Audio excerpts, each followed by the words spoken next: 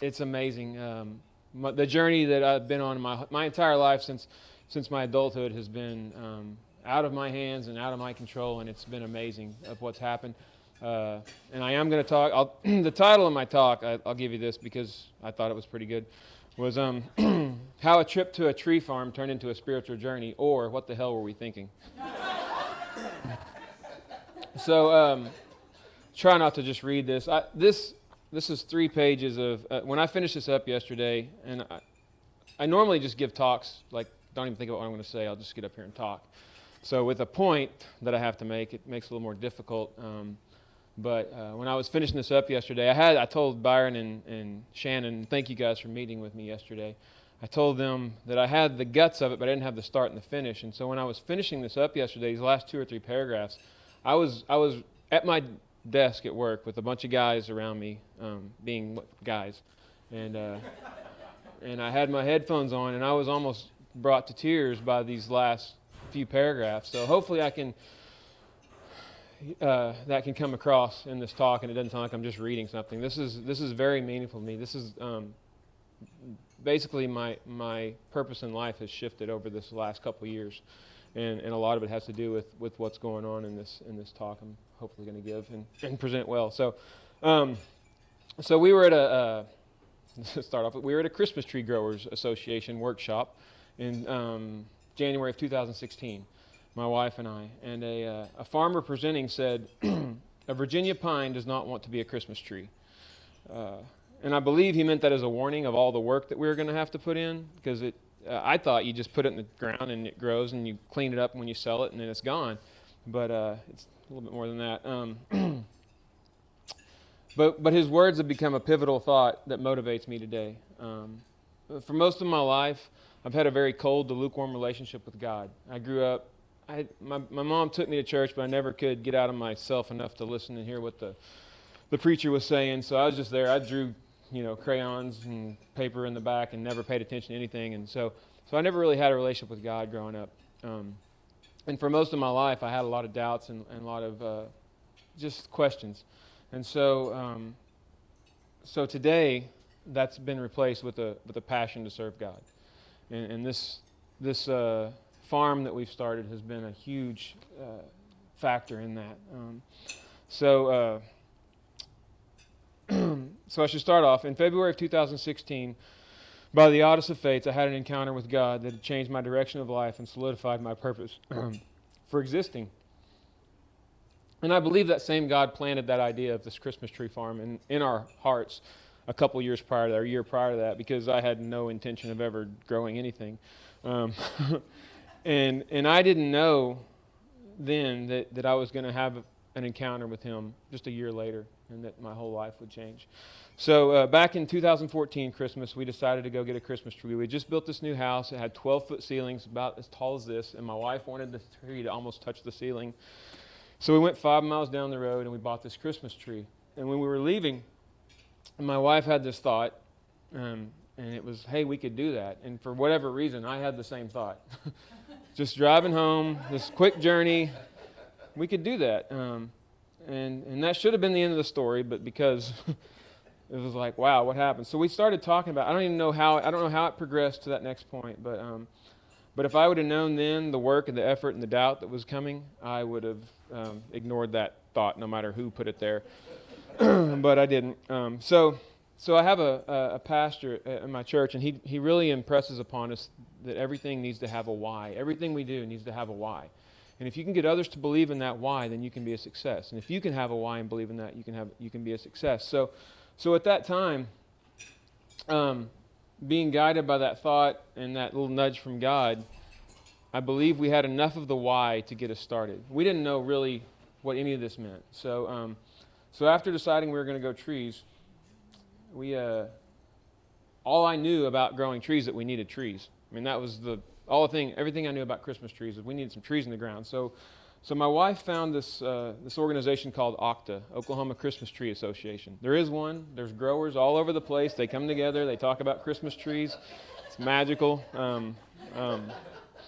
But really, the first meeting we went to was this workshop in Tulsa, and it was where that farmer kind of said that stuff about growing trees. And we didn't know anyone there. We didn't know what we were getting into there. I work in IT, so normally when I go to tech conferences, they bring in experts to tell you about the latest technology, and then they, send you home with that. Well, I thought all these people were experts, but they were all just members of the organization, and they were there to share their experience. They showed up and they considered it their duty to pass on what they had learned from others. And we found a group of people there that truly wanted the best for each other. There was no competition. You'd think like there's a couple of farms within 5 miles of our house, but it's not like, oh, you're going to take our business. They want us to succeed just as much as because they're not in it for the money either. And they have their own why they do this stuff. So we learned so much that weekend that there was no way we could remember it all. I mean, they just overwhelmed us with information. So before we even had a tree in the ground, this is where we're at today. Before we even had a tree in the ground, they voted me on the board. I think a lot. One of the board members died after we joined, so I think that's kind of where they were at. They were just like, we're done. We've done our time. You guys are on the board. So they put me on the board, and before they don't even know if I can make a tree live past 2 years, but now I'm the vice president of this board. So I look at it like this. If I'm serving them at that level, then they now have a vested interest in helping us succeed on our farm. So if you have the opportunity to say yes, say yes. If it's something you're passionate about, then go all in. And because it would look pretty bad if the vice president failed. I mean, that's just kind of the way I look at it. So if I have a problem, I'll call them up, and they're there with tips and advice all the time.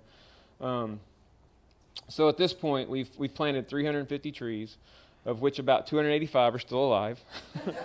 And I heard that's pretty good, really. The first year we ordered trees, we got in late, so I wanted to do more than we initially planned. I started with 100, and I thought, no, let's do 150.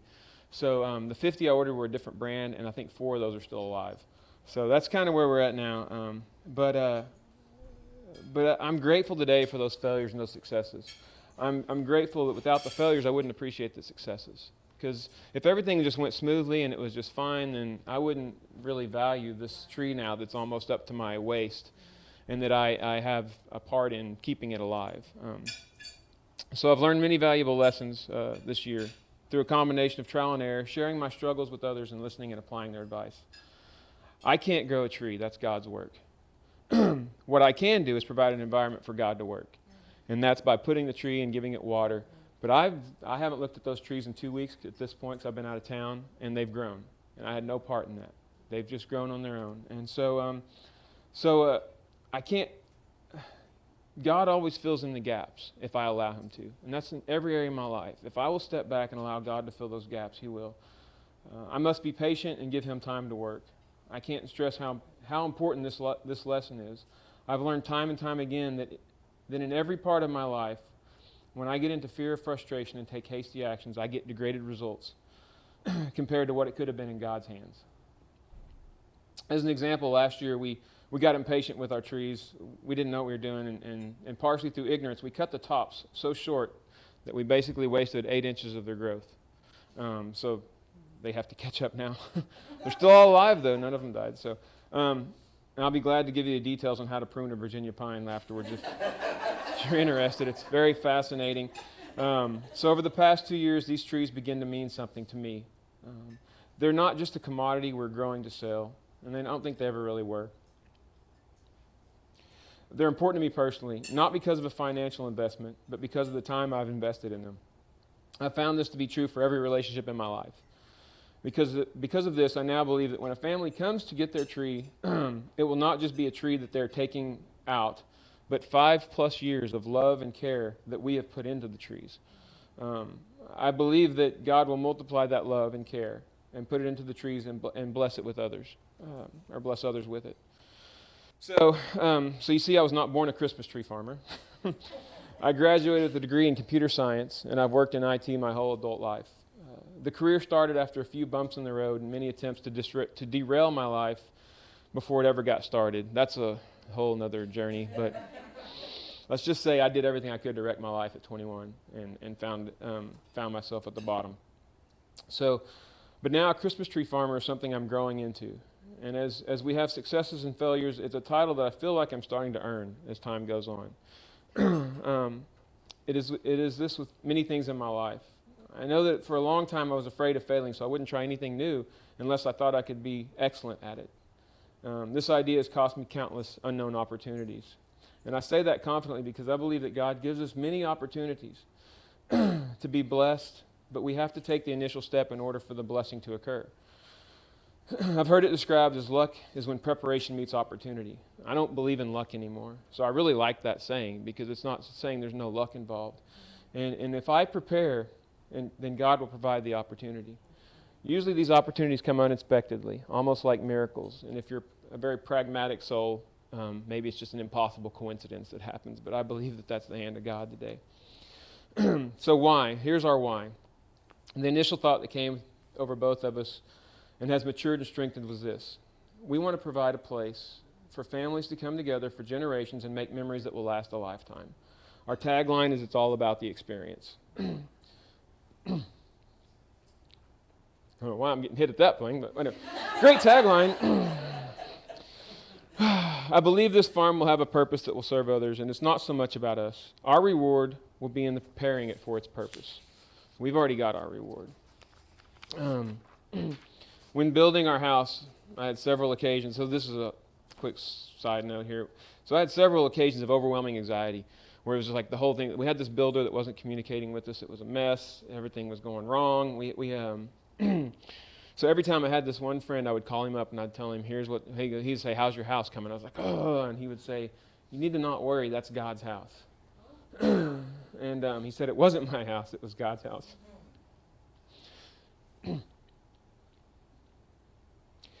The truth in those words has never left me. And we now open our house as much as possible and treat it as a blessing from God. Every Saturday morning, I have a small group of guys that comes over. And we get together, we read spiritual books. We share, we become vulnerable with each other, and we lift each other up. So far, I haven't got much luck of getting any of those guys to help me with the farm. But it's a great way to start my weekend. And that's been going on since we built that house. Whether I'm there or not, they come over, they meet in my shop, we sit around, we have coffee, and we talk.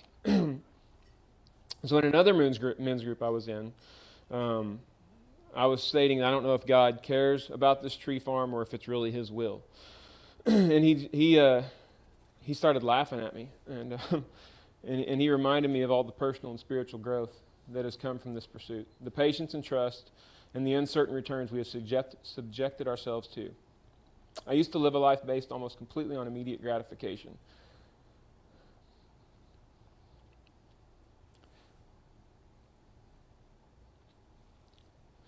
I trusted no one.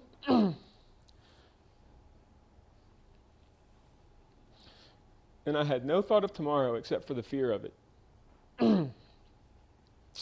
We've now begun a process that takes 5 to 6 years from planning to harvesting, and it's chock full of potential pitfalls and disasters. We must have faith that all will be well and that our hard work will be worth it.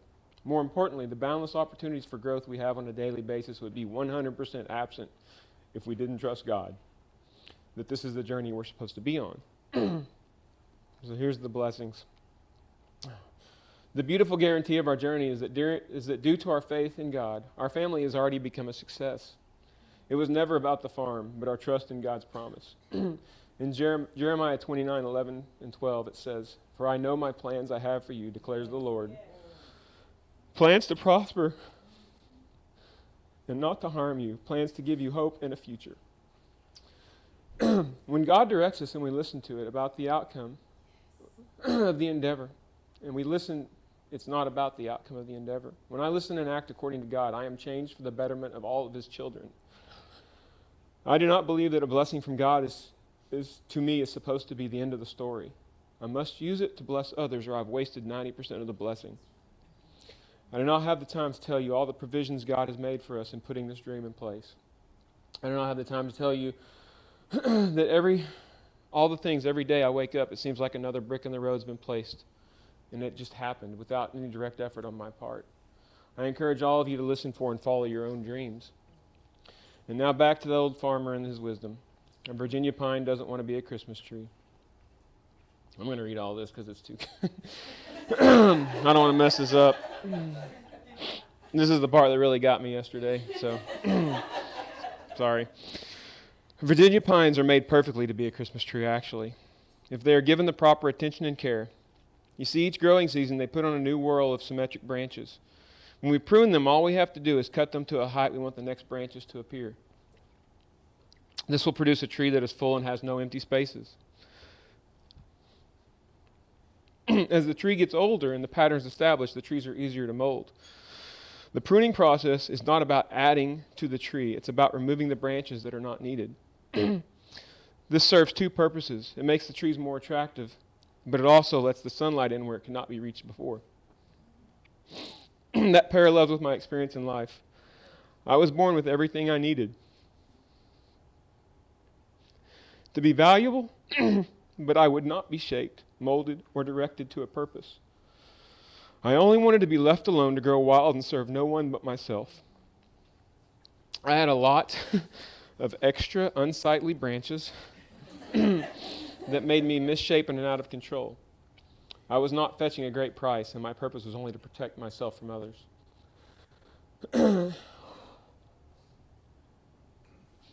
Then God came in.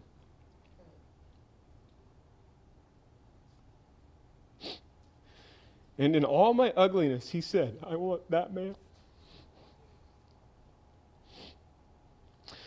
I surrendered to his will, and immediately all that was not needed began to be removed. The beauty was there all along. God let the light into the dark areas of my life so they no longer exist. And so I leave you with two questions. Have you had your calling, and did you answer that call? Thank you.